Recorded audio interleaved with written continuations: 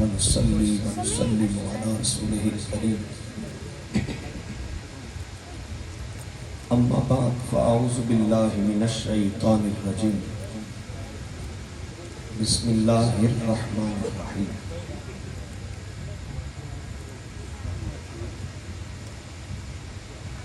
قال الله تعالى في القرآن المجيد وَأَمَّا بِنِعْمَةِ رَبِّكَ فَحَدِّثْ وقال الله تعالى في القرآن المجيد في مقام آخر أَلَمْ تَرَ إِلَى الَّذِينَ بَدَّلُوا نِعْمَةَ اللَّهِ كُفْرًا وَأَحَلُّوا قَوْمَهُمْ دَارَ الْبَوَارِ جَهَنَّمَ يَصْلَوْنَهَا وَبِئْسَ الْقَرَارُ صدق اللہ و مولانا العظیم ان اللہ و ملائکتہ یصلون علی النبی یا ایھا الذین آمنوا صلوا علیہ وسلموا تسلیما الصلاۃ والسلام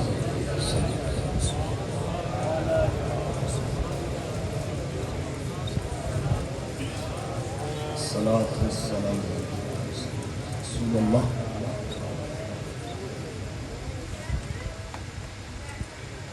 اللہ کافی کسبت الکافی وجدت الکافی لکل کافی کفان الکافی وللہ الحمد ربی اشرح لی صدری ویسر لی امری واحلل عقدۃ من لسانی یفقہوا قولی رضیت باللہ ربا وبالاسلام دینا وبمحمد نبیا ورسولا صلی اللہ تعالی علیہ وسلم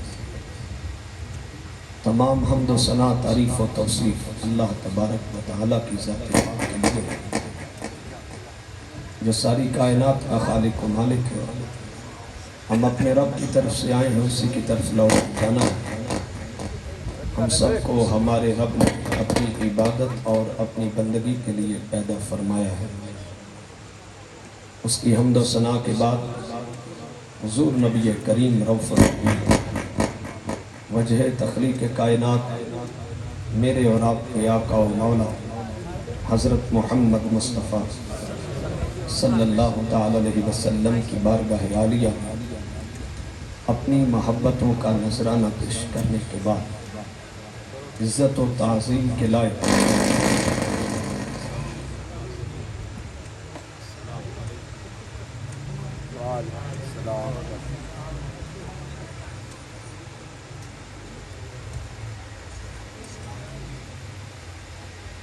نعرہ تکبیر، نعرہ رسالت، نعرہ حیدری، نعرہ تحقیق، علماء اہل سنت،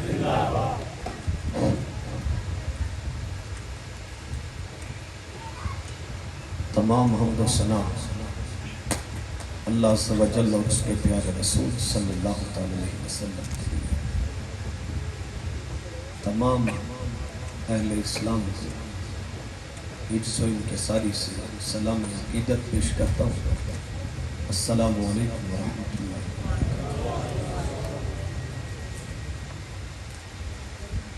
انتہائی عزتوں کے قابل علماء اسلام علماء اہل سنت اسٹیج کے اوپر جتنے بھی ذی وقار علماء کرام اور معززین جلوہ فراز ہیں ان کی موجودگی میں آپ جتنے بھی ساتھی اس پنڈال میں تشریف فرما ہیں معزز بزرگ نوجوان اور بچے اور اسلام کی عفت شعار ہماری خواتین اللہ تبارک و تعالی ہمیں اس محفل پاک کی نوازشات اور عنایت عطا فرمائے وڈالہ شریف کے یہ تمام علماء کرام جو میرے دائیں بائیں جلوہ فراز ہیں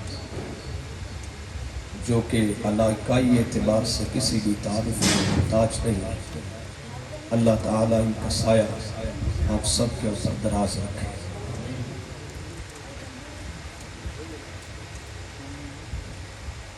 اہل اسلام کا ہمیشہ سے طریقہ رہا ہے کہ وہ ذکر رسول کی محافل کا انعقاد کرتے چلے آئے. یہ ذکر رسول کا تسلسل دور رسالت سے لے کے اب تک جاری و ساری ہے. اور جب تک زمین پر اور آسمانوں میں اللہ کو یاد کرنے والے موجود ہیں، ذکر رسول کا یہ تسلسل برقرار رہے گا. ہمارے امام نے بر صغیر سے اٹھنے والے فتنوں کا ادراک رکھتے ہوئے کہ کل کو یہی محافل پر فتوے لگائیں گے، انہوں نے ایک ایسا شعر لکھا ہے جو زبان زد عام رہے گا یوں ہی ان کا، رہے گا یوں ہی ان کا چرچا رہے گا، پڑے خاک ہو جائیں جل جانے والے. انشاءاللہ العزیز جب تک ہمارے سانس رواں زباں ہے، ہر سانس پہ رسول اللہ صلی اللہ علیہ وسلم کا ذکر خیر ہوتا ہے. آپ سارے توجہ میری طرف رکھیں، یہ کام آپ کا نہیں جو کر رہے ہیں ہم کر رہے ہیں. ذرا توجہ رکھیں گے تو بات سمجھنا سننا آسان ہے، کہ شب و روز کی طویل مسافتیں طے کرتے ہیں. یہاں میں آپ کے سامنے حاضر ہوا ہوں اور مختلف پاکستان کے طول و عرض میں جانے کا شرف حاصل ہوتا ہے، لیکن میں کہیں بھی رسمی تقریر کا سہارا نہیں لیتا.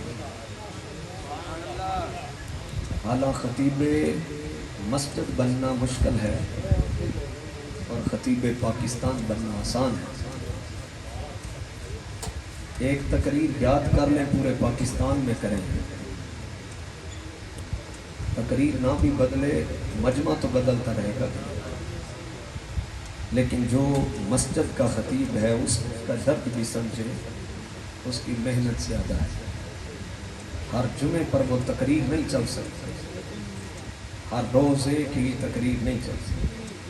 میں جو تقریریں پیچھے کر کے آیا ہوں آپ نے سنی تو نہیں، آسانی ہے کہ میں یہاں بھی وہی کر دوں اور آپ نعرے لگائیں، میں بھی مطمئن ہو جاؤں کہ مجمع سارا نعرے لگا رہا تھا. لیکن میں چاہتا ہوں جو تقریر یہاں کروں اس سے پہلے میں نے کہیں بھی نہیں کی.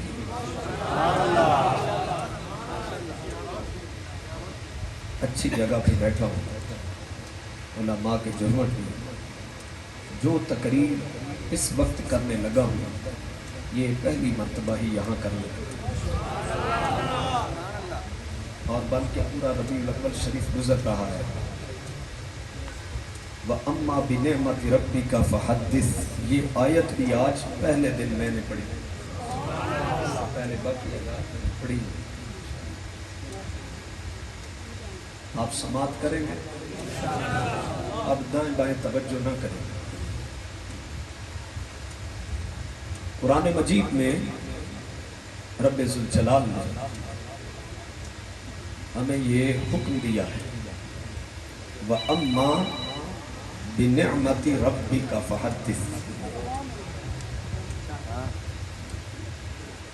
تمہارے رب کی جو تم پر نعمت ہے اس کا خوب چرچا کر. تم پر تمہارے رب کی جو نعمت ہوئی اس نعمت کا خوب چرچا کر.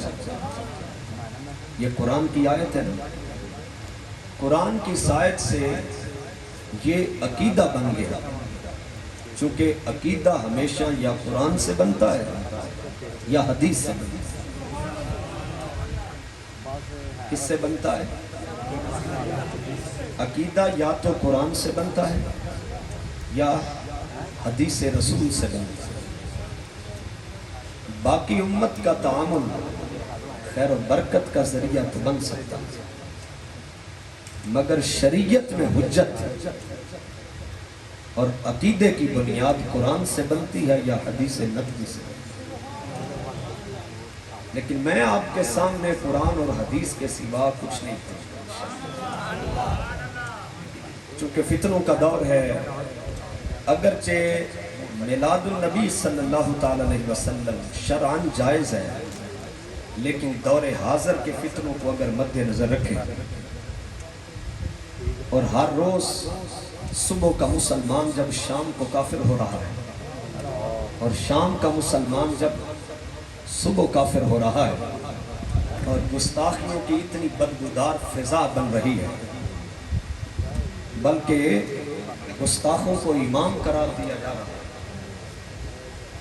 تو ایسی صورتحال میں میلاد النبی صلی اللہ تعالی علیہ وسلم امت پر واجب ہونا چاہیے۔ اگرچہ جاہلوں کے امام جیل میں بند ہو جائیں،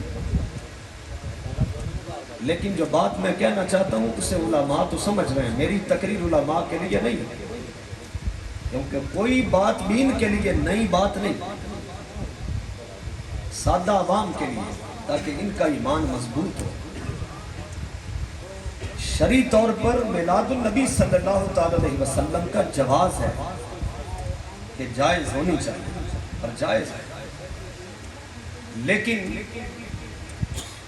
حالات حاضرہ کے تناظر میں اور گستاخیوں کی پھیلی ہوئی ایک طویل فضا کو مد نظر اگر رکھا جائے، بلکہ کل تک جو سنیوں کے بچے تھے آج خارجیت کی گود میں جا بیٹھے،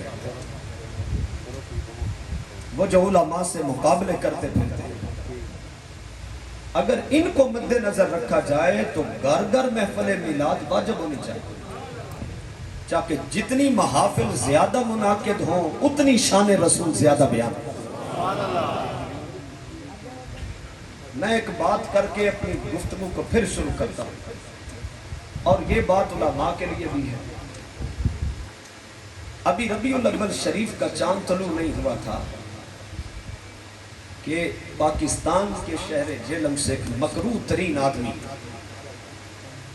اس کے پیچھے جو ٹیم ورک کرنے والی لابی، اس نے اس کے منہ سے ایک بڑا ہی گھٹیا گھرا ہوا اور کمینہ لفظ اس کے منہ سے ادا کروایا۔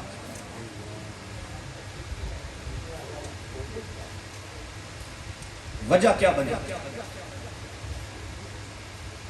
جو مشن ان کا تھا ان میں سے چیدہ علماء نے ان کے مشن کو پورا کر دیا ہے، عقل کے نہ ہونے کی وجہ سے،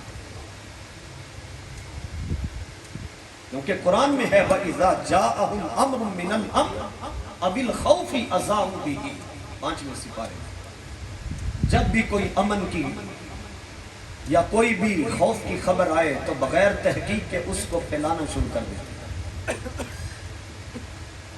حالانکہ حکم تھا کہ کوئی بات بھی افواہ کی صورت میں آئے، خوف کی صورت میں یا امن کی صورت میں، سب سے پہلے وہ خبر اللہ اور رسول کی بارگاہ میں پیش کرو، یا ان لوگوں کے سامنے جو قرآن اور حدیث کے ذریعے سے اس بات کا حل تلاش کر سکتے ہیں، کیونکہ ہر نتھو پھتو وہ اٹھ کے تو قرآن اور حدیث کی روشنی میں گفتگو تو نہیں کر سکتے، لیکن جن میں عقل کی کمی نہیں تھی انہوں نے کسی حد تک ان کے مشن کو پروان چڑھانے کی جسارت کی، نہ سمجھی اور ایک غیر محسوس طریقے سے وہ کیا ہے۔ میں وہ لفظ نہیں بولوں گا اور نہ اپنی زبان پر وہ لانا ہے۔ آپ سب جانتے ہیں سوشل میڈیا پہ عیسائیوں کی طرف منسوب کر کے ایک مکروہ لفظ ذات رسالت مآب صلی اللہ تعالی علیہ وسلم کے لیے استعمال کیا گیا، یاد ہے؟ یہ لفظ اس سے کیوں کہلوایا گیا؟ جو میری عقل کہتی ہے، جو مجھے سمجھ آیا وہ یہ، انہیں پتا تھا کہ ماہ ربیع الاول میں بہت ساری ذکر رسول کی محافل ہوتی، تو علماء کی توجہ ہٹا دی جائے کہ وہ ذکر رسول، تعظیم رسول، شان رسول کم کریں، اور ہر محفل میں یہی لفظ موضوع سخن بن جائے۔ جو کام اس لانتی نے کرنا تھا وہ تو کر لیا، اس لانتی کا مشن علماء پورا کر دیں گے کہ ہر محفل میں وہ جب لفظ دہرائیں گے اور اس کی نسبت سرکار کی طرف کریں گے تو امت وہ لفظ اپنے نبی کے لیے ہضم کرنے کا حوصلہ پیدا کرے، اس کو برداشت کرنا۔ میں سخت ناراض اور سخت نالا ان سے جنہوں نے کیا دفاع ہی، لیکن انہیں عقل نہیں تھی کہ یہ لفظ دہرائے جاتے ہیں کہ نہیں دہرائے جاتے، اور یہ دہرانے چاہیے تھے یا نہیں دہرانے چاہیے۔ وہ تو کفر کی سیڑھی پہ کھڑا تھا، اس نے یہ لفظ بول کر دفاع کرنے والوں کو بھی قریب کر لیا۔ علماء تہیہ کر لیں اس لعنتی کئی لفظوں کو کسی مجمع میں دہرانا نہیں، کہ جن تک جو سوشل میڈیا سے وابستہ نہیں، جن تک یہ خبر نہیں پہنچی، ان تک کون پہنچا رہا؟ یہاں پر اگر کسی بندے تک وہ لفظ نہیں پہنچا، اگر میں بولوں تو وہ لفظ تو اس تک بھی میں نے پہنچا دیا۔ اور یہی بے وقوفی کی انتہا ہے۔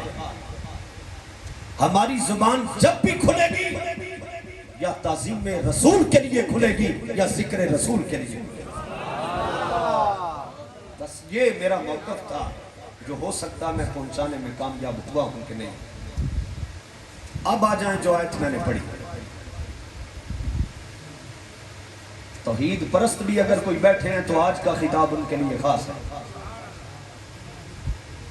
حکم کیا ہے؟ وَأَمَّا بِنِعْمَةِ رَبِّكَ فَحَدِّثْ، کہ تم پر جو تمہارے رب کی نعمت ہوئی ہے اس کا چرچا کرو اور خوب چرچا کرو۔ فحدث، دال پہ شد ہے نا، اس لیے تشدید ہے، سختی ہے، اس پر تاکید ہے۔ فحدث، تم پر جو نعمت ہوئی ہے اس نعمت کا خوب چرچا کرو۔ بھلا آپ بتائیں آپ کے وجود میں رب کی کتنی نعمتیں آپ شمار کر سکتے ہیں؟ وَإِن تَعُدُّوا نِعْمَةَ اللَّهِ لَا تُحْصُوهَا، اگر تم رب کی نعمتوں کو گننا چاہو تو کبھی گن نہیں سکتے۔ اگر رب کی نعمتوں کو شمار کرنا چاہو تو تم نہیں کر سکتے۔ ایک ہی مرتبہ نہ رکھ دو سارے، پھر میری توجہ اس طرف ہو رہی ہے۔ اللہ تعالیٰ آپ کو سلامتی دے۔ یہ نیچے رکھیں، جزاک اللہ۔ کیا بات ہو رہی ہے؟ اللہ کی نعمتوں کو شمار کرنا چاہو تو شمار کر سکتے ہیں؟ دیکھیں نعمت تو یہ بھی ہے کہ منہ میں تھوک آتی ہے تو یہ بھی نعمت ہے۔ جن کے منہ میں تھوک کم ہے وہ زبان اٹکتی ہے بات پر۔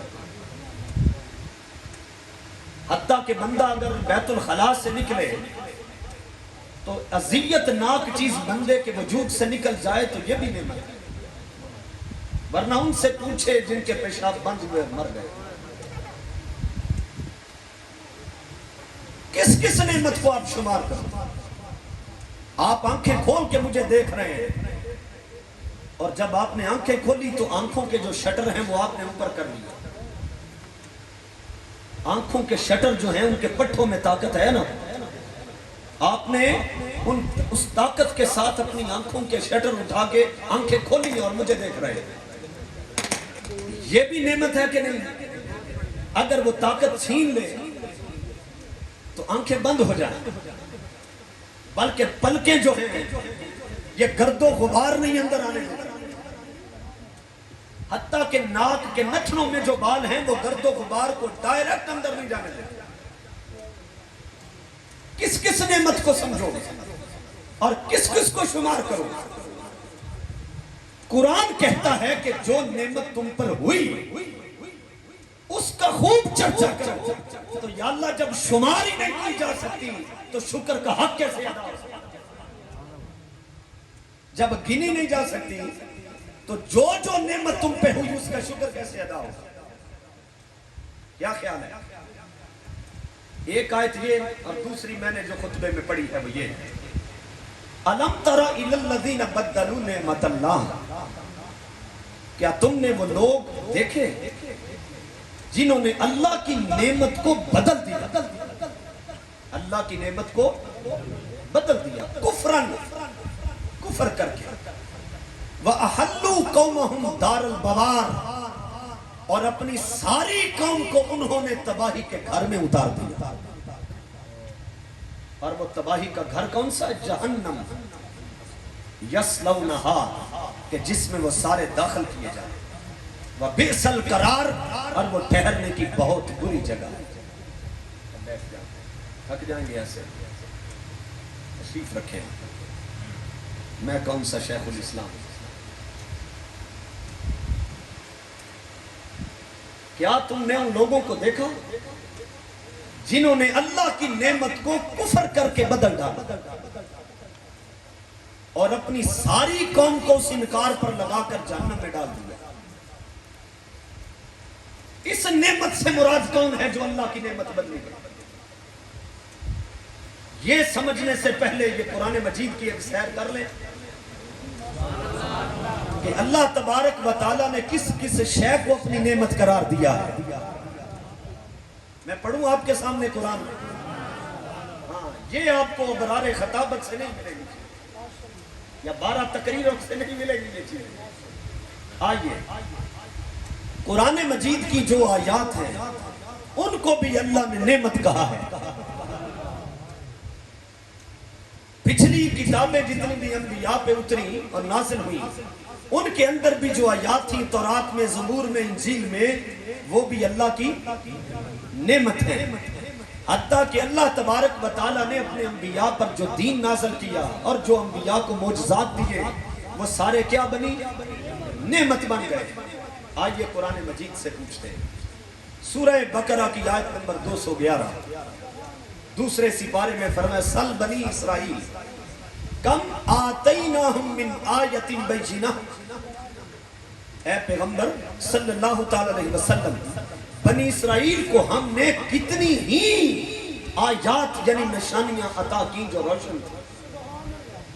وَمَن يُبَدِّلْ نِعْمَةَ اللَّهِ مِن بَعْدِ مَا جَاءَتْهُ فَإِنَّ اللَّهَ شَدِيدُ الْعِقَابِ، جس کسی نے بھی اللہ کی نعمت کو اس نعمت کے آ جانے کے بعد بے شک اللہ اس سے سختی سے حساب لے، عقاب کر رہے۔ کتنی آیتیں آئیں بنی اسرائیل کی طرف؟ کوئی شمار ہے؟ ان نعمتوں کو انہوں نے بدل ڈالا۔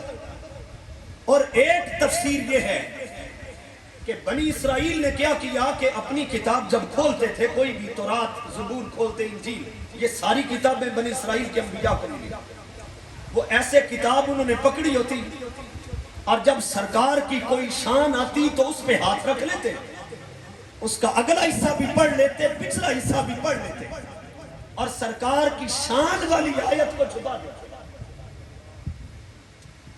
علماء نے فرمایا وہ جس چیز کو چھپاتے تھے شان رسول کو، وہ تو اللہ کی نعمت تھی۔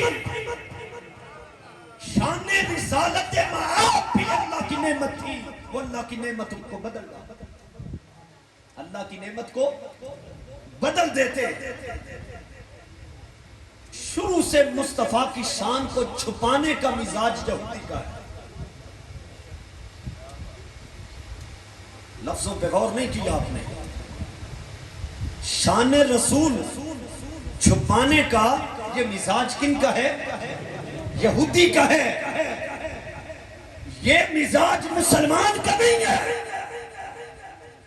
مسلمان تو اپنے نبی کی شانوں کو کثرت سے بیان کرتا ہے، اور جو کلمہ پڑھ کے نبی کی شان چھپاتا پھرے، سمجھ جاؤ منہ سے کلمہ پڑھتا ہے، دل یہودی ہے، مزاج یہودی ہے۔ اور جو شان رسالت بیان کرے وہ کون ہے؟ بولیے، جو شان رسالت بیان کرے وہ کون ہے؟ وہ مومن ہے۔ اور جو شان رسالت چھپائے وہ کون ہے؟ بولے تو صحیح، وہ کون ہے؟ بس یہیں سے سمجھ لیں، خواہ جمعے کا روز ہو، خطبہ ہو یا کوئی فنکشن ہو، اس پر تقریر کر کے جو شان رسالت چھپاتا ہے وہ یہودی ہے۔ کیا ہے وہ؟ کلمہ بھی پڑھتا ہے مگر یہودیوں کے مشن کو کامیاب کر رہا ہے۔ ایک، اللہ تبارک و تعالیٰ نے دین اسلام کو بھی نعمت قرار دیا۔ کس کو؟ دین اسلام کو۔ سورہ بقرہ آیت نمبر 231 فرمایا وَاذْكُرُوا نِعْمَةَ اللَّهِ عَلَيْكُمْ، یاد کرو اللہ کی نعمت کو جو تم پر ہوئی۔ وَمَا أُنزِلَ عَلَيْكُمْ مِنَ الْكِتَابِ وَالْحِكْمَةِ، اور اللہ تبارک و تعالیٰ نے اپنی کوئی کتاب اور وہ حکمت جو تم پہ نازل کی وہ بھی اللہ کی نعمت ہے۔ دین اسلام اللہ کی۔ یہاں پر ٹھہر کر ایک بات سنیں،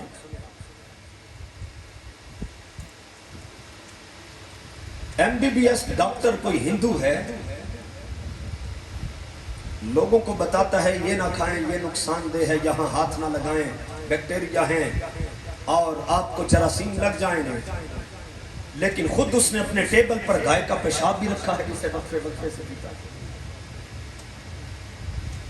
چونکہ اسلام نہیں وہاں میں۔ اور جب بندہ اسلام سے دور ہوتا ہے تو ایک کٹے یا بچے کو تو پتا ہے کہ ماں کی کس جگہ سے دودھ پینا ہے، لیکن جب دین اسلام نہ ہو تو بندہ جانور سے بھی بدتر ہو جاتا ہے، پھر وہ پیشاب والی جگہ پہ منہ مارتا ہے۔ سدھو موسے والے کو تو نوجوان نسل جانتی ہے، بلکہ ہمارے بچے بے خبری میں اس کے سٹیٹس لگاتے پھرتے، اس کو اپنا ہیرو بنایا ہوا ہے، بڑی شہرت پائی، بڑا پیسہ کمایا، مر گیا تو کیا سلوک ہوا؟ لکڑیاں کٹھی کی، تیل ڈالا، جلا دیا۔ یہ ہے کفر۔ اور اسلام کیا ہے کہ کوئی ریڑی لگانے والا، کوئی سادہ بندہ اگر دنیا سے پردہ کر جائے، اسلام مرنے کے بعد بھی اس کو ذلیل نہیں کرتا۔ فرمایا اس کے کپڑے آہستہ اتارو، بیری کے پتے ڈال لو نیم گرم پانی میں۔ اس کی حکمت یہ ہے کہ موت کے بعد اگر جسم اکڑ جائے تو بیری کے پتوں میں اثر ہے کہ اس کے جسم کو نرم کر دے۔ رہنمائی کی کہ نہ؟ پھر فرمایا اس پہ پانی دو اور اس کو غسل دو، صاف ستھرا کر کے اس کو سفید رنگ کا کپڑا پہنا، کفن۔ پھر قرآن خوانی ہو رہی ہے اس کے گرد، پھر اس کو اٹھاؤ اور کندھے دیتے ہوئے نہ تو تیزی سے چلنا ہے کہ اس کو جھٹکے نہ لگے، اور نہ اتنے آہستہ چلنا ہے کہ قبر میں امام الانبیاء انتظار بھی فرما رہے ہیں۔ سارا شہر پیچھے کھڑا ہے اور امام بھی پیچھے کھڑا ہے اور ہاتھ باندھ کے کھڑے ہیں، یہ آگے لیٹا ہوا۔ سلام جو ہی پھیرا گیا، سارا شہر اس کا منہ دیکھ رہا ہے۔ پھر اس کو قبر میں اتار دیا۔ مرنے کے بعد اس کے حالات کیا ہوئے قبر میں یہ ہمیں علم نہیں، لیکن اسلام نے اس کو ذلیل نہیں کیا۔ حتیٰ کہ اگر مجھ جیسے گناہگار کی میت کو کوئی کندھا دے اور 40 قدم قبرستان تک چل جائے، سرکار دو عالم ارشاد فرماتے ہیں کندھا دینے والے کی اللہ تبارک و تعالیٰ کامل بخشش فرما دیتا۔ یہ ہے اسلام۔ تو اسلام نعمت نہیں؟ بولے اسلام جب تک نہیں آیا تھا کوئی غلام کعبے کے اندر اگر قدم رکھتا نیچے سے کاٹ دیتا، غلام کو کوڑے مارتے اور ریتوں پر لٹائے رکھتے۔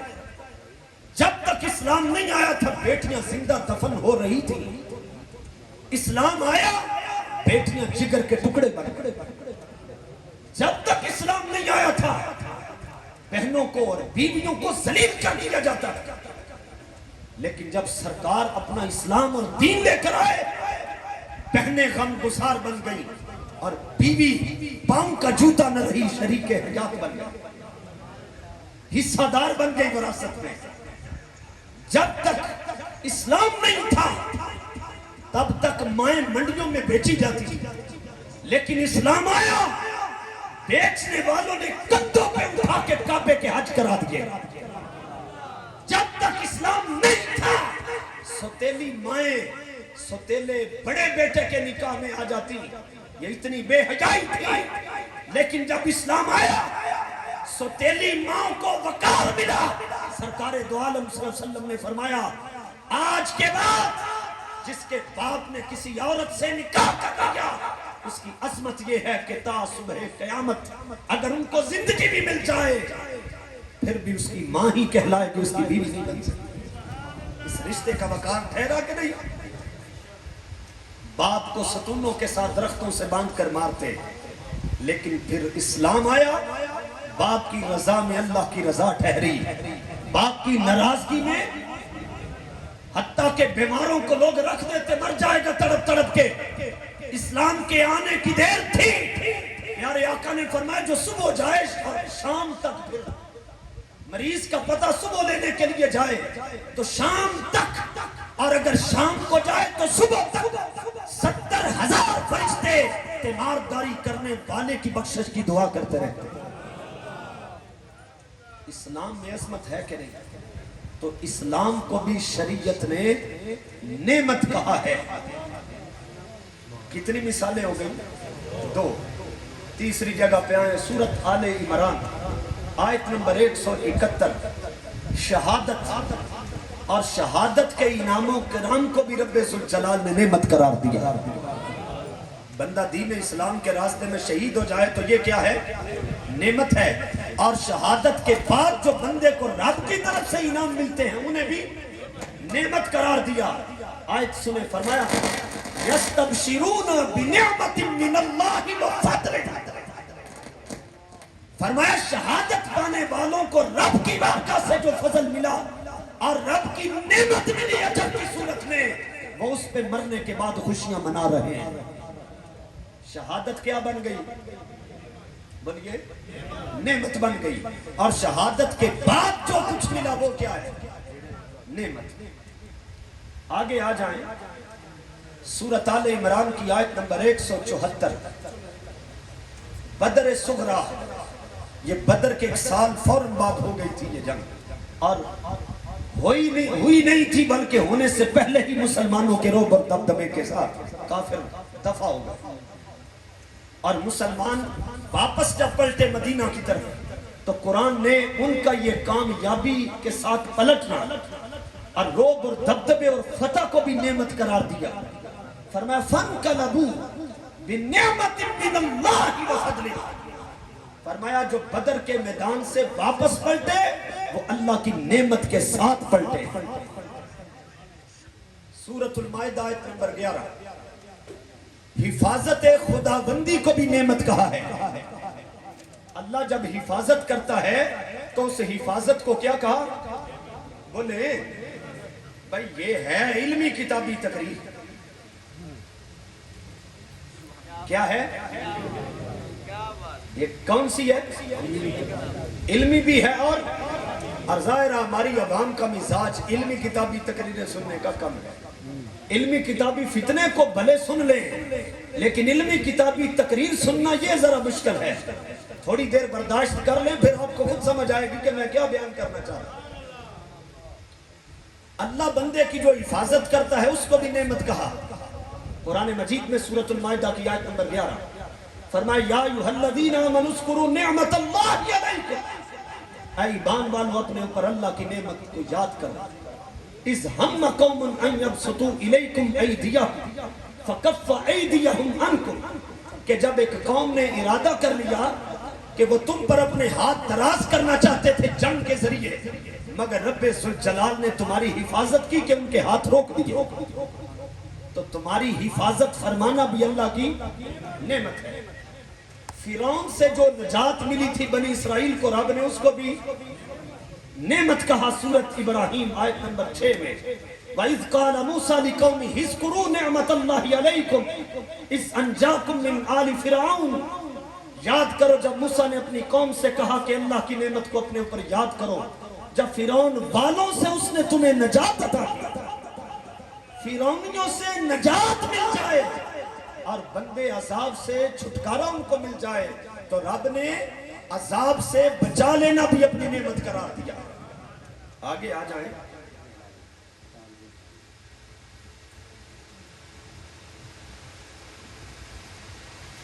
ضروریات زندگی کو بھی نعمت قرار دیا.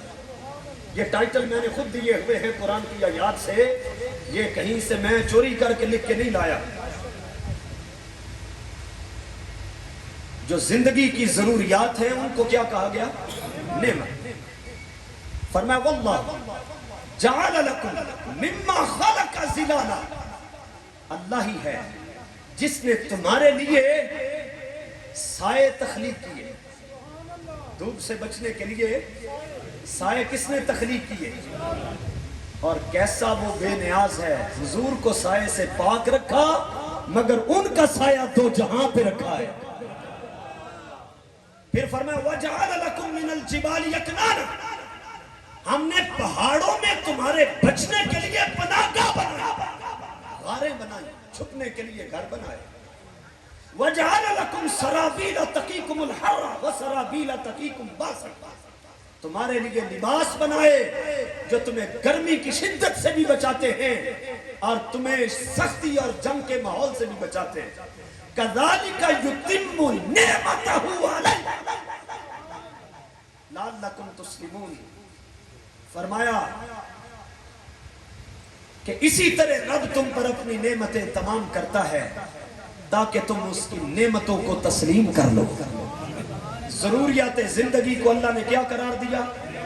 نعمت قرار دیا. خاندان کو، رزق کو اللہ نے نعمت قرار دیا. خاندان نعمت ہے کہ نہیں؟ بندے کے پاس رزق ہو تو یہ نعمت ہے کہ نہیں؟ آیت پڑھوں سورۃ النحل کی آیت نمبر 72. واللہ جعل لکم من انفسکم ازواجا، اللہ ہی ہے جس نے تمہاری بیویاں بنائی اور بیویوں کو ذلیل کرنے والوں اور خاندان میں تذبذب پیدا کرنے والوں. اور وہ بیویاں بھی سن لے جو خامدوں کو ذلیل کرتی ہیں اور دونوں اطراف کے خاندانوں کو ذلیل کرتی ہیں. بیوی کے لیے اس کا شوہر زوج ہے اور خامد کے لیے اس کی بیوی زوج ہے. فرمایا تمہارا یہ خاندانی نظام ہم نے بنایا. واللہ جعل لکم بنین وحفدا، پھر تمہارے بیٹے رب نے بنائے، تمہارے پوتے پیدا کیے. ورزقکم من الطیبات، اور تمہیں کھانے کے لیے پاکیزہ رزق عطا کیا. افبالباطل یؤمنون وبنعمت اللہ ہم یکفرون. فرمایا کہ کیا باطل پر ایمان رکھتے ہو اور اللہ نے جو نعمت عطا کی اس نعمت کی ناشکری کرتے ہو؟ باطل پر ایمان کا مطلب یہ ہے کہ یورپ سے تجھ کو امیدیں، خدا سے نہ امیدیں. بتاؤ بھائی، یورپ سے تجھ کو امیدیں. امریکہ سپر پاور ہے، کہاں سپر پاور؟ کیا یہ شرک نہیں؟ سپر پاور کون ہے؟ بولیے ان القوۃ للہ جمیعا. فرمایا ساری قوتوں کا مالک اللہ. ذلیل کیوں ہو رہے ہیں؟ جب سے امریکہ کو سپر پاور مانا ہے ذلیل ہو رہے ہیں. اور جنہوں نے 313 ہو کر سپر پاور کو ناکو چنے چبوائے، انہوں نے رب کو سپر پاور مانا تو اللہ نے فتح نصیب کر دی. تو فرمایا باطل پر ایمان رکھتے ہو اور رب کی نعمت کی. دیکھیں رزق کا معنی عرف عام میں لوگ سمجھتے ہیں کہ کسی کے پاس کھانے کے لیے بڑا ہو، پیسہ بڑا ہو تو اس کو رزق کہتے ہیں. ہر نعمت کو رب ذوالجلال رزق کہتا ہے. ہر نعمت پر لفظ رزق کا استعمال قرآن میں ہوا ہے. اچھا یہ نعمت، اس کے بعد ایک اور نعمت بھی. معاشرے کے اندر کسی کے پاس رزق زیادہ ہے اور کسی کے پاس رزق کم ہے. تو جس کے پاس رزق زیادہ ہے فرمایا اس کو بھی کہ یہ تیرے پاس رب کی نعمت ہے. فرمایا قرآن میں واللہ فضل بعضکم علی بعض فی الرزق، اللہ نے تمہیں بعض کو بعض پر رزق میں فضیلت عطا کی. آخر کے آیت میں جا کر فرمایا افبنعمت اللہ یجحدون، کیا تم رب کی اس نعمت کا انکار کرتے ہو؟ آیت لمبی تھی اس لیے میں نے اس کے پہلے اور آخری لفظ پڑھے. رزق حلال کو بھی نعمت کہا، سورۃ النحل کی آیت نمبر 114. ایک تو ہے نا رزق کی فراوانی ہو تو نعمت ہے، حلال رزق اللہ کی نعمت ہے، حرام رزق اللہ کی نعمت نہیں ہے۔ فرمایا فَكُلُوا مِمَّا رَزَقَكُمُ اللَّهُ حَلَالًا طَيِّبًا، ہم نے جو تمہیں حلال اور طیب رزق دیا ہے اس کو کھاؤ، وَاشْكُرُوا نِعْمَةَ اللَّهِ، اور اللہ کی اس نعمت کا شکر ادا کرو، ان کنتم ایاہ تعبدون، اگر تم اسی کے عبادت گزار بندے ہو تو۔ ہاں جی، رزق حلال کیا ہے؟ نعمت۔ امن و امان کو بھی قرآن نے نعمت قرار دیا ہے، جنگ ہی نعمت نہیں، جنگ کو نعمت ہے نہیں، امن اور امان قائم ہو جائے تو اس کو اللہ نے کیا کہا؟ نعمت۔ اَوَلَمْ يَرَوْا أَنَّا جَعَلْنَا حَرَمًا آمِنًا وَيُتَخَطَّفُ النَّاسُ مِنْ حَوْلِهِ، کیا انہوں نے نہیں دیکھا کہ رب ذوالجلال نے ان کو امن عطا کیا ہے، اور یہ ہر وقت ڈرتے رہتے تھے کہ اطراف و اکناف کے لوگ آ کر ہم سے جنگ کر کے ہمیں اچک کر نہ لے جائیں، ہر طرف جنگ ہو سکتی ہے، حجاز مقدس کو رب ذوالجلال نے اس سے محفوظ رکھا۔ تو یہ کیا ہے اللہ کی؟ أَفَبِالْبَاطِلِ يُؤْمِنُونَ بِنِعْمَةِ اللَّهِ يَكْفُرُونَ، کیا باطل پر ایمان رکھتے ہو اور اللہ کی نعمت کی ناشکری کرتے ہو؟ یہ سعودی عرب والوں کو بھی اللہ نے مخاطب کیا ہے اس میں کہ جو امریکہ کو تو مانتے ہیں مگر فلسطین سارا یہودیوں کے قبضے میں دے دیا، ہوش کے ناخن لینے چاہیے۔ اچھا بھائی کشتی پانی پہ چلے تو یہ کیا ہے؟ اچھا اتنی سی سوئی ڈوب جاتی اور ٹنوں کے حساب سے وزن ہوتا ہے کشتی کا، وہ کیوں نہیں ڈوبتی؟ بتاؤ کوئی عقل میں آتی ہے بات؟ کوئی بندہ اس کا عقل سے جواب دے کہ کیا ہے؟ کوئی کہے گا لکڑی چونکہ ثقیف نہیں ہوتی، لوہا ثقیف ہوتا ہے۔ میرا سوال یہ ہے کہ ثقیف یا لطیف ہونے کا وہ اثر اس میں پیدا کس نے کیا ہے؟ رب نے فرمایا یہ جو اتنی اتنی بڑی کشتیاں چلتی ہیں، اگر آپ کو سمجھ نہیں آئی تو یونان کی ڈنکی مارنے والوں سے پوچھ لیں جو کشتی میں سوار ہو کے چلے جاتے ہیں، اور جو ان کی آنکھوں کے سامنے ڈوبے اور ڈوب گئے کسی نااہلی کی وجہ سے یا رب کی تقدیر ایسی تھی، جو بچ گئے وہ کیا سمجھتا ہے یہ اللہ کی نعمت نہیں؟ فرمایا الم تر ان الفلک تجری فی البحر بنعمت اللہ بنعمت اللہ لیریکم من آیاتہ، فرمایا کیا تم نے نہیں دیکھا کہ پانی کی سطح پر جو کشتی چلتی ہے وہ رب کی نعمت کے ساتھ چلتی ہے تاکہ وہ تمہیں اپنی نشانیاں دکھا دے کہ رب ہے۔ ان فی ذالک لآیات لکل صبار شکور، اس میں نشانی ہے ہر صبر کرنے والے کے لیے اور شکر ادا کرنے والے کے لیے۔ پھر آ جائیں سورۃ احزاب کی آیت نمبر 9، اللہ نے اپنی مدد کو بھی اپنی نعمت قرار دیا، اپنی مدد کو بھی۔ آیت پڑھوں، یا ایھا الذین آمنوا اذکروا نعمت اللہ علیکم اذ جاءتکم جنود فارسلنا علیہم ریحا وجنودا لم تروها، اے مومنو اللہ کی اس نعمت کو یاد کرو جب لشکروں کے لشکر تمہاری طرف آ گئے۔ احزاب غزوہ خندق کی طرف اشارہ ہے، فرمایا ٹھٹ کے ٹھٹ تمہاری طرف آئے لیکن ان کو روک کر تمہاری مدد کرنا اللہ کی نعمت ہے۔ اللہ کی بے شمار ہیں آیتیں میں نے اس پہ جمع کی ہیں۔ گمراہی سے بچ کر ہدایت کے راستے پہ چلنا بھی، وَلَوْلَا نِعْمَةُ رَبِّي لَكُنْتُ مِنَ الْمُحْضَرِينَ، سورہ صافات میں ہے، ایک جنتی کو فرشتے نے کہا تیرا وہ یار دکھاؤں جو دنیا پہ تیرا دوست تھا مگر ہے مرزا تھا، ہے گمراہ تھا، تم اس کو جہنمی سمجھتے رہے، وہ جہنمی ہے، دکھائیں؟ اور جنتی کہنے لگا دکھاؤ۔ اس نے دیکھا تو وہ جہنم کے درمیان بیٹھا ہوا تھا۔ اس نے پتہ کیا کہا فرشتے کے سامنے؟ وہ کہتا وَلَوْلَا نِعْمَةُ رَبِّي لَكُنْتُ مِنَ الْمُحْضَرِينَ، اگر رب کی مجھ پر نعمت نہ ہوتی کہ میں گمراہی سے بچ کر ہدایت کے راستے پہ آیا تو آج میں بھی اس کے ساتھ وہاں ہوتا۔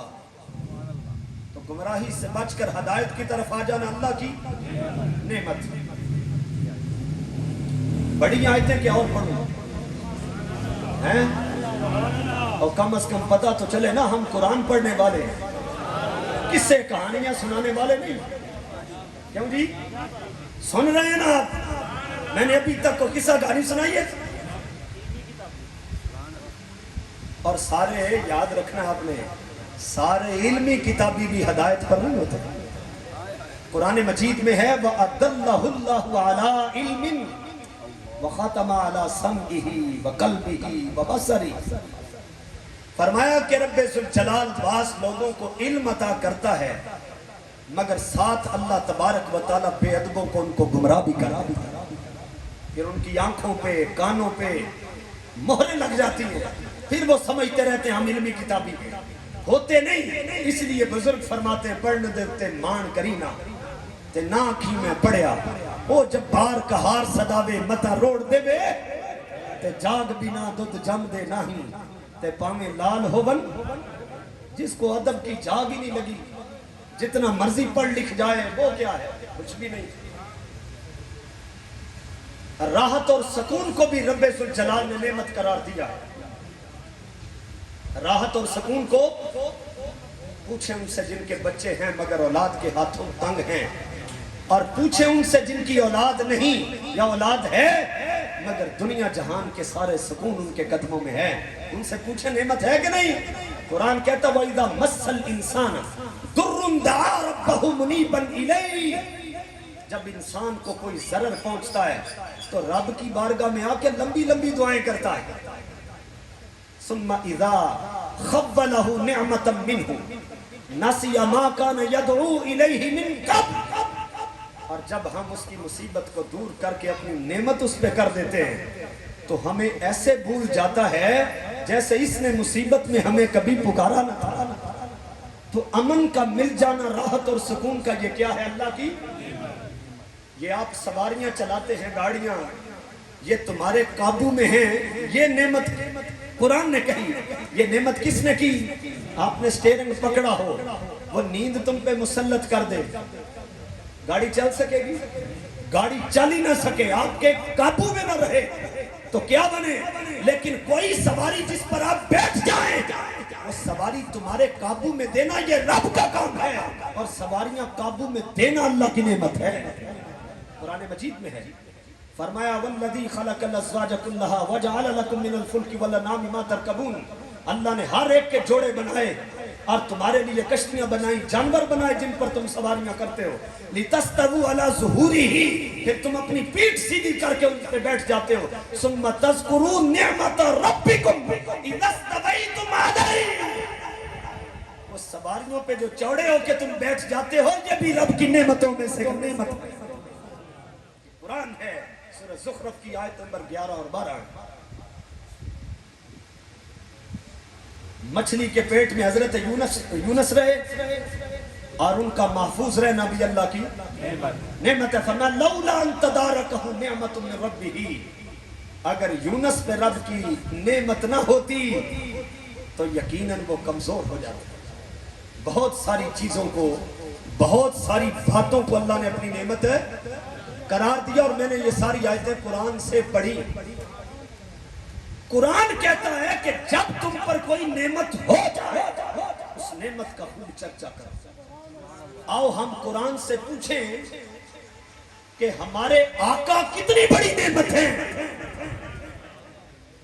جتنی بھی نعمتیں کائنات ہست و پوت میں آپ کو نظر آ رہی ہیں، خدا کی عزت کی قسم اگر مصطفیٰ نہ ہوتے تو کائنات کی کسی نعمت کا کوئی وجود نہ تھا۔ تاجدار ختم نبوت زندہ باد، تاجدار ختم نبوت زندہ باد، لبیک لبیک یا رسول اللہ، لبیک لبیک یا رسول اللہ۔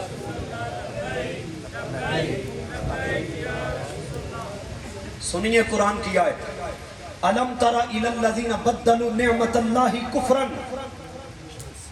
فرمایا کیا تم نے نہ دیکھا ان لوگوں کی طرف کہ جنہوں نے اللہ کی نعمت کو کفر کرتے ہوئے بدل ڈالا۔ جیسے ہی انہوں نے نعمت بدلی وَأَحَلُّوا قَوْمَهُمْ دَارَ الْبَوَارِ، اپنی ساری قوم کو جہنم میں لے گئے۔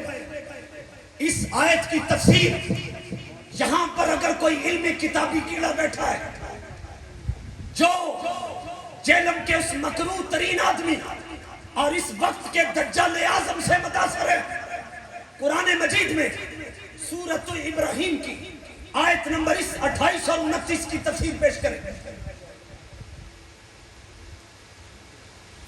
جو بندہ یہ سمجھتا ہے چھوٹے چھوٹے کلپ سن کر کہ میں علماء پر حاوی ہو چکا ہوں، علماء صحیح دین بیان نہیں کرتے، اگر یہ دین صحیح بیان نہیں کرتے تو دین ان کی بے بیان کرتی ہے۔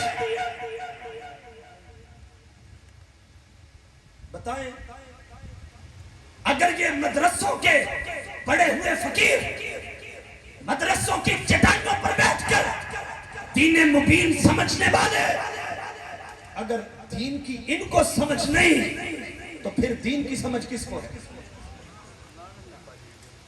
اگر آپ کا دل کرتا ہے میں علماء کا ادنا سا ترجمان بن کر آپ قرآن کھول لیں، پورے قرآن میں میں یہ نہیں کہتا میری قرآن کے علوم پر مہارت ہے، مگر میری 12 گھنٹے قرآن پڑھنے کی روٹین ہے۔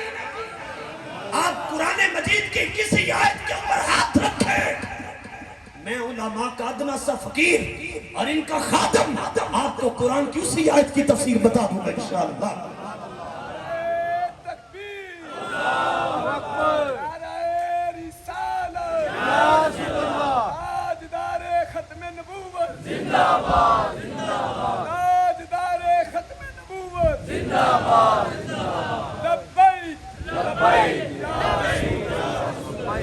آپ دیکھیے میرا یہ میں حق بجانب ہوں کہ کوئی بندہ جو علماء سے متنفر ہے، علماء کے علم کے بارے میں چونچ مارتا ہے، مشکوک ہے اور منکر الذہن ہے اور وہ یہ سمجھتا ہے کہ علماء تو یہ تو کچھ بھی نہیں جانتے، اگر کوئی بندہ یہاں پہ بیٹھا ہوا ایسا جو آیت میں نے ابھی سورۃ ابراہیم کی پڑھی ہے اس کی تفسیر بیان کر سکتا ہے، آخر ہمیں بھی تو پتا چلے تمہیں علم اور کتاب کا کتنا بخار ہے۔ اور جو چنگڑ جیل میں ہے نا اس چنگڑ کی علمی کتابی حیثیت اتنی ہے ایک سطر بھی بغیر اعراب کے نہیں پڑھ سکتا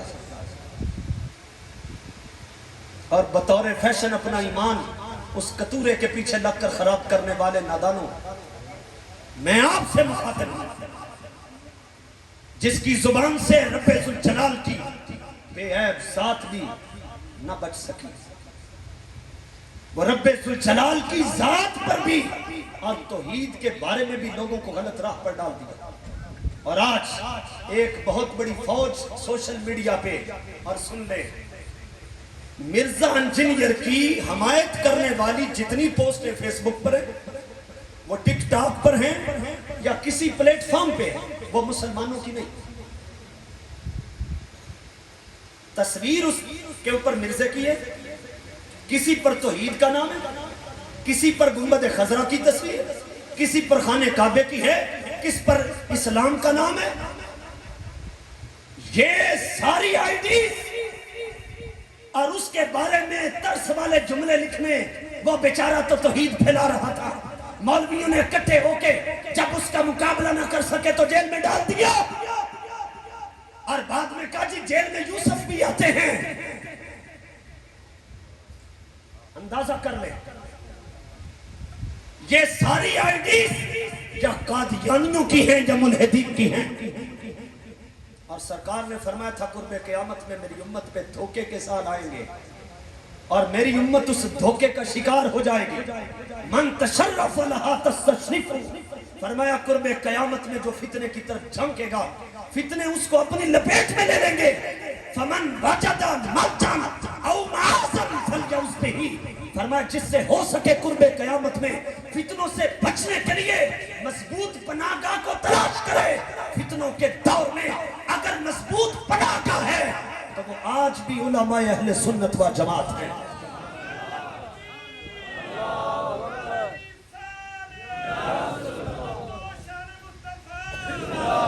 میرے پاس چونکہ ربیع الاول شریف کا مہینہ شروع ہونا تھا تو میرے پاس ایک ساتھی آئے.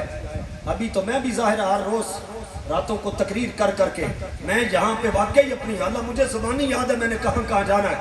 میں وہ مولوی نہیں ہوں کہ لاکھ روپیہ پھینکو تو تاریخ نکل آئے. ویسے 2 سال کے ٹائم ان کے بک ہیں. میں ایسا کوئی لالچی یا طمع پرست نہیں. وہ دن گئے جب خلیل خان فاختہ اڑایا کرتے تھے. پہلے ایسے تھے جاگتے تھے تو ہم سوچتے تھے یار دل کے اندر یار مجھے وہاں جانا چاہیے. اب سوئے ہوتے ہیں تو لوگ اٹھا کے لے جاتے ہیں. یار آخر سرکار کے دین کی کوئی کرم نوازی ہے کہ نہیں؟ یہ علماء کوئی اپنے علم و تقوی میں مجھ سے کم نہیں، یا یہ نہیں کہ ان کو تقریر نہیں آتی، بلکہ یہ تو ان کی اعلیٰ ظرفی ہے کہ مجھ جیسے فقیر کو بلایا اور پھر بیٹھ کے سن بھی رہے ہیں، اور سن بھی وہی بات رہے ہیں جو ان کو خود آتی ہے.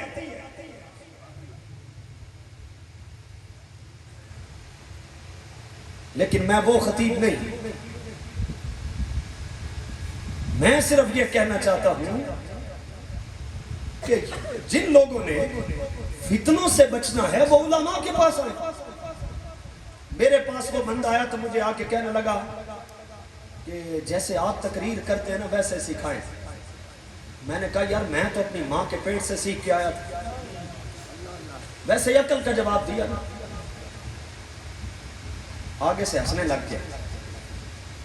میرے ابا جی کسان ہیں، میری ماں ہاؤس وائف، اور اب وہ اس دنیا کو چھوڑ چکی ہے. اللہ کی رحمتیں ان پر ہوں. میں اس خاتون کے وطن اقدس سے پیدا ہوا ہوں کہ میں نے اپنی حیاتی میں ہر روز سورج نکلنے سے پہلے جس کو 5000 مرتبہ سرکار پر درود پڑھتے دیکھا. ہم تہجد گزاروں کی اولادیں ہیں، کوئی ایسا تو نہیں ہے. لیکن میں انہیں اس کو کہا کہ بھائی میں اپنی ماں کے پیٹ سے جب آیا تھا تو میں مقرر تھا، میں جب پیدا ہوا تو میں تقریریں کر رہا. ہنسنے لگ گیا. میں نے اس کو کہا جو تمہارا کام نہیں وہ کام کیوں کرتے ہو؟ بھئی تقریر کرنا یہ علماء کا کام ہے، تمہارا کام کیا ہے؟ تم مجھ سے آ کر پہلے دین سیکھو، مجھ سے آ کر. اور میں قسم با خدا اس محفل میں بیٹھا ہوا ہے.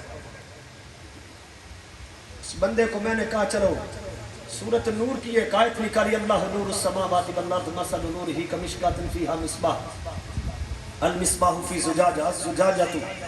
آگے پڑھیں لفظ. یہ جو لفظ تھا نا درری، پڑھیں. میرے منہ میں ذرا تھوک کم ہو رہی ہے.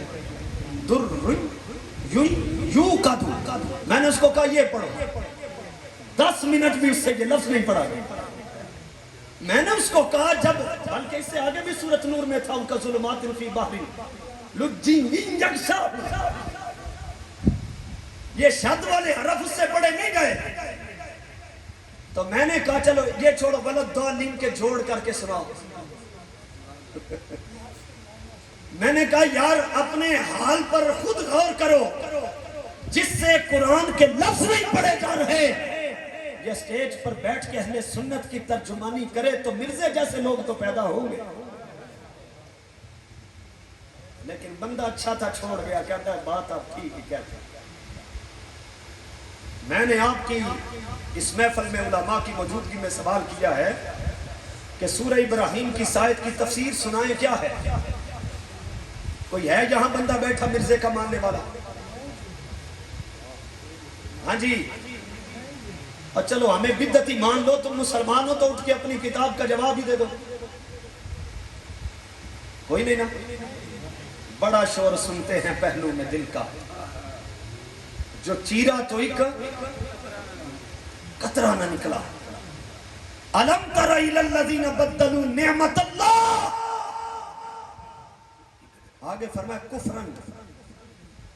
وہ لوگ جنہوں نے اللہ کی نعمت کو کفر کر کے بدل. اگر میں اپنی طرف سے تفسیر کروں تو آپ مجھے پکڑے. آئیں بخاری شریف سے دیکھ لیں. میں نے لکھ لی. ہمیں آیتیں حدیثیں یاد رہتی ہیں، نمبر تو پھر انہوں کو یاد تھا جنہوں نے فتنہ پھیلانا تھا. انہوں نے کہا چلو نمبر یاد رکھو، نفسیاتی حربے کرو. کہیں گے وہ تو حدیث کا نمبر بھی بتا. اسی آیت کی تفسیر بخاری شریف میں دو جگہ سے یہ حدیث مجھے ملی ہے، 3977 نمبر اور 4700 نمبر حدیث۔ حدیث کے راوی سن لے، حدثنا الحمیدی حدثنا سفیان حدثنا عمرو عن عطاء عن ابن عباس۔ امام بخاری فرماتے ہیں مجھ سے حمیدی نے بیان کی، ان سے پھر سفیان نے بیان کی، ان سے عمر نے بیان کی، ان سے حضرت عطا نے بیان کی، اور ان سے اس آیت کی تفسیر حضرت عبداللہ ابن عباس نے بیان کی۔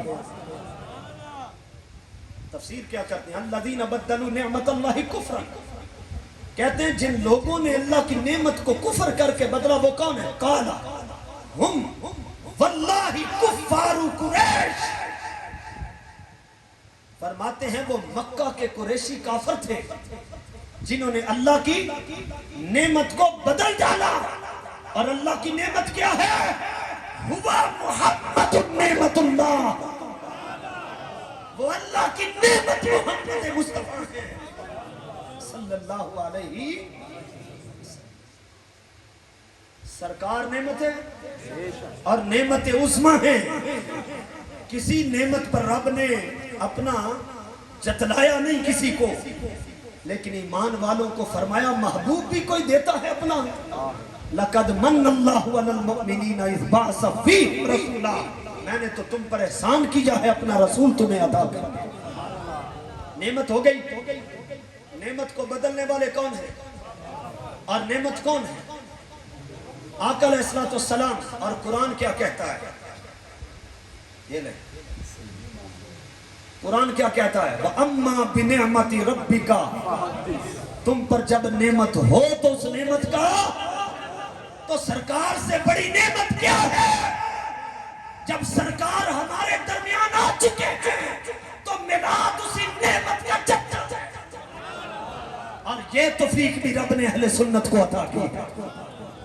یہ نعمت بھی رب نے اور یہ توفیق بھی رب نے۔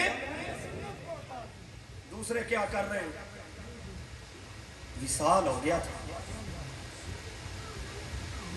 صحابہ کا رونا بنتا تھا، ہمارا رونا نہیں بنتا، کیونکہ سرکار کے آنے کی حیثیتیں دو۔ سرکار اپنے جسم مقدس کے ساتھ بھی آئے، روحانی اعتبار سے بھی۔ صحابہ کرام کے پاس انہی دونوں صورتوں سے آئے، اور ہمارے پاس سرکار دو عالم صلی اللہ علیہ وسلم کا جسم اقدس نہیں آئے۔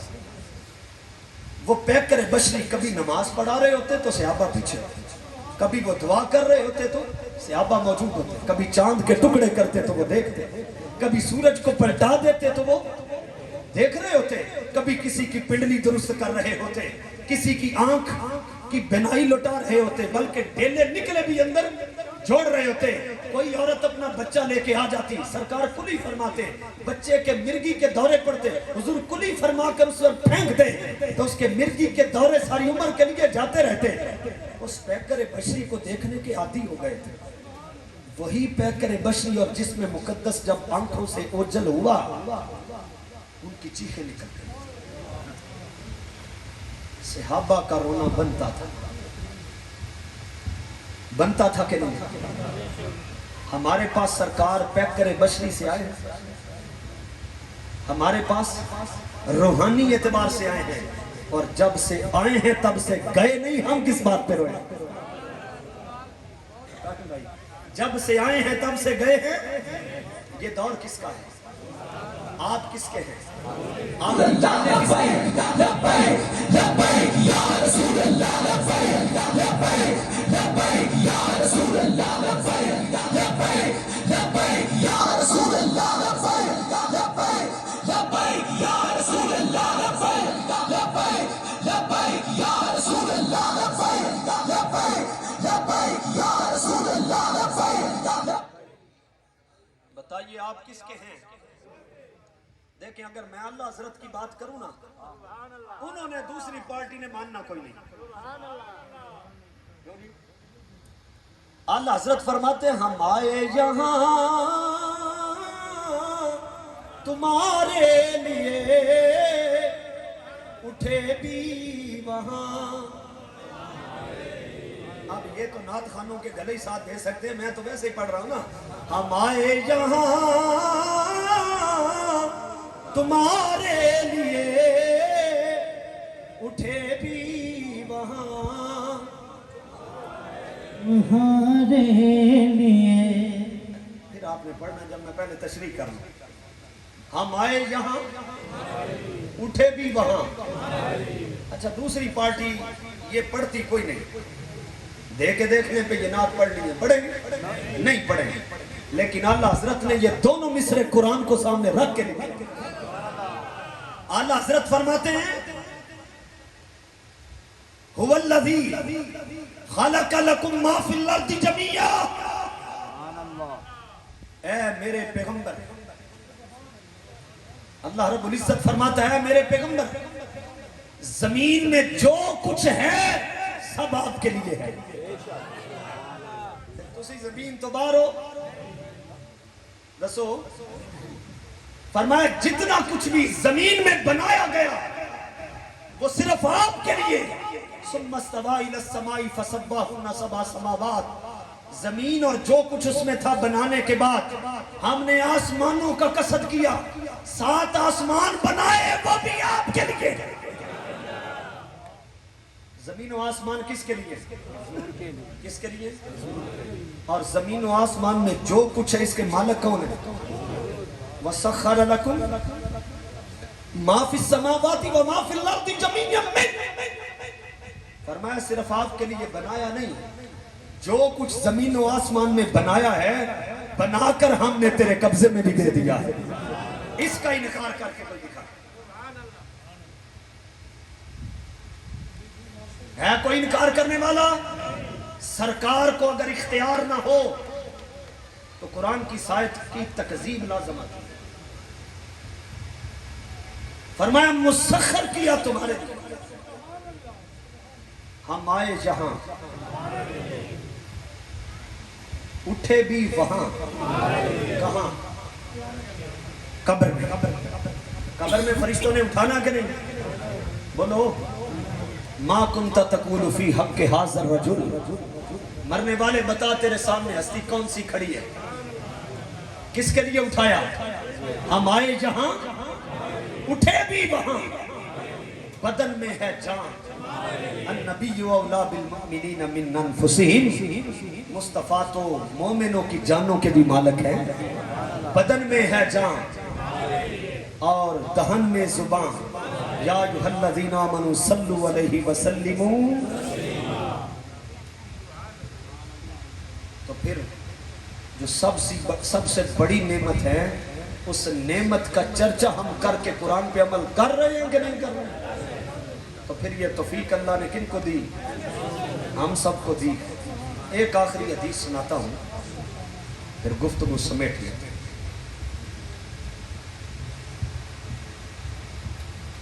مسلم شریف میں حدیث ہے اور شعب الایمان میں بھی حدیث موجود ہے. جلسہ ہو رہا تھا.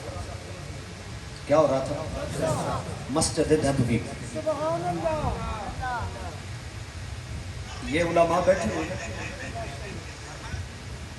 کسی کوئی سوال ہو تو ان سے پوچھنے کی بجائے باہر کسی نے پھلوں کی ریڑھی لگائی اور اس کو کیا ثابت کر رہا؟ وہ بیچارہ عالم ہے، گاڑی میں بیٹھا ڈرائیور سے پوچھا تو یہ ثابت کر کے دے سکتے؟ اس کا کام ثابت کرنا کیا ہے؟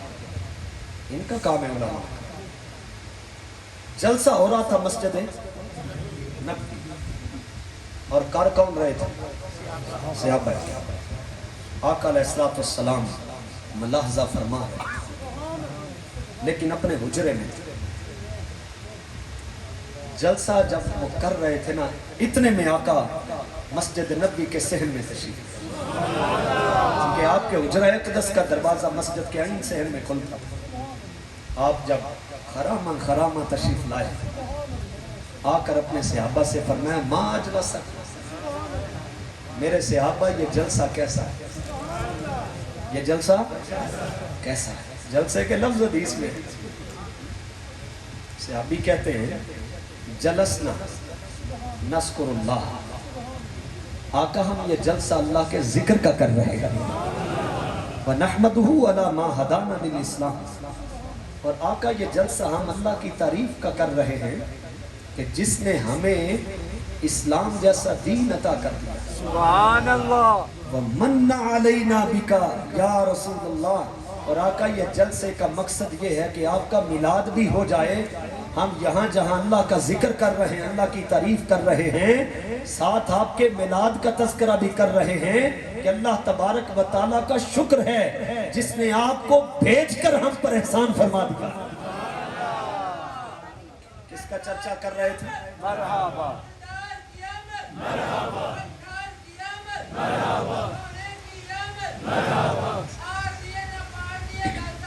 سرکار دی.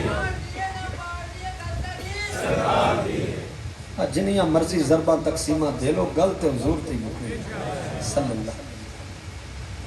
انہوں نے کیا کہا؟ 3 کام: اللہ کا ذکر، دین اسلام کے آنے پر اللہ کا شکر، اور سرکار کی آمد پر اللہ کا شکر ادا کر رہے تھے. اب بتاؤ کدھر گئے جو کہتے تھے کہ سرکار کا میلاد صحابہ نے منایا؟ آپ اس کا مطلب کیا لیں گے؟ وَمَنَّ عَلَيْنَا، ہم پر احسان ہوا بِکَ، آپ کی تشریف آوری سے. آقا آپ آئے تو ہمارے وقت سمر گئے. جب تک آپ نہیں آئے تھے آقا ہم تو خود شناس نہیں تھے. آپ آ گئے ہیں تو خدا شناس بھی ہو گئے. ٹھیک ہے، یہ جلسہ کر رہے تھے. پھر یہ ان لوگوں کو بھی جواب مل گیا جو کہتے ہیں صرف اللہ کا ذکر کریں. وہ کون سی محفل ہے جہاں اللہ کا ذکر ہو اور ذکر رسول نہ ہو؟ صحابہ کرام مسجد نبوی میں جہاں اللہ کا ذکر کر رہے تھے وہاں حضور کی آمد کا ذکر بھی کر رہے تھے. ایمان سے بتائیں جو مزاج صحابہ کا تھا وہی ہمارا ہے کہ نہیں؟ اچھا، سرکار نے فرمایا اللہ ہی ما جلسہ، مجھے قسم دو واقعی یہ جلسہ تھا، میرے میلاد کا جلسہ کر رہے تھے. قالوا واللہ ما جلسنا الا ذاک، آقا ہمیں اللہ کی قسم واقعی آپ کے میلاد کا جلسہ یہاں کر رہے ہیں. سرکار نے فرمایا اما انی لم استحلفکم تہمۃ لکم ولکنہ اتانی جبریل. فرمایا میں نے تم پر کوئی تہمت نہیں لگانی کہ تم میرے میلاد کا جلسہ میں مسجد نبوی میں کر رہے ہیں، حالانکہ مسجد تو اللہ کے لیے، وَأَنَّ الْمَسَاجِدَ لِلَّهِ، مسجد اللہ کی ہے، مگر تم میرے میلاد کا جلسہ کر رہے ہو، غیر اللہ کا ذکر کر رہے ہو. میں نے تم پر تہمت لگانے کے لیے تم سے قسم نہیں لی. تم سے قسم لینے کی وجہ یہ ہے کہ تم جو مجھے بتا رہے ہو میں اس پر تصدیق کی مہر لگاؤں گا اور قیامت تک غلاموں کے لیے دلیل بن جائے گا. فرمایا بھی جب تم مسجد نبوی میں میرے میلاد کا جلسہ کر رہے تھے ایگزیکٹ اسی ٹائم میرے پاس جبریل آئے فاخبرنی، اور وہ مجھے خبر دے کر گئے ان اللہ عز و جل یباہی بکم الملائکہ. یا رسول اللہ صلی اللہ علیہ وسلم آپ کے یہ غلام آپ کے میلاد اور آمد پر رب کا شکر ادا کر رہے ہیں اور رب ان غلاموں کے نام لے کر فرشتوں کے سامنے فخر فرما رہا. اللہ تبارک و تعالی باؤ محمد عبد الرزاق رحمانی صاحب ان کو اس محفل کے انعقاد پر بے بہا اجر نصیب فرمائے. علماء کرام جو تشریف لائے اور میرے بڑے ہی محسن حاجی عبد الرزاق صاحب میاں یہ بیمار بھی ہیں، میں ان کے لیے بھی اور آپ سب سے بھی درخواست کروں گا ان کو اپنی دعاؤں میں یاد رکھیں. اللہ تبارک و تعالیٰ انہیں صحت کاملہ نصیب فرمائے. میں جب بھی آتا ہوں یہ میزبانی فرماتے ہیں اور آج میں نے اتنی جی بھر کے کھانا کھایا کہ تقریر میں آواز نہ ہونے کے باوجود بھی میں تقریر جی بھر کے میں نے کھایا، اس لیے کہ حضور فرماتے ہیں جب متقی کا کھانا ملے تو جی بھر کے کھا. کیوں جی حدیث ہے کہ متقی کا کھانا جی بھر کے کھاؤ. تو میں ان کے لیے بھی دعا گو ہوں اللہ تبارک و تعالیٰ ان کو اور ان کے اہل خانہ جو بڑے ذوق کے ساتھ ہماری مہمان نوازی فرماتے ہیں، اللہ تبارک و تعالیٰ ان کو بھی کامیابی دے، ان کی مرادیں بھی پوری فرمائے، ان کو بھی صحت کاملہ نصیب فرمائے. اور دائیں بائیں جتنے بھی معزز علماء تشریف فرما ہیں اللہ تبارک و تعالیٰ ان کا سایہ ہمارے سروں پہ ہمیشہ قائم رکھے. وآخر دعوانا الحمدللہ. یہ علماء سے کرو.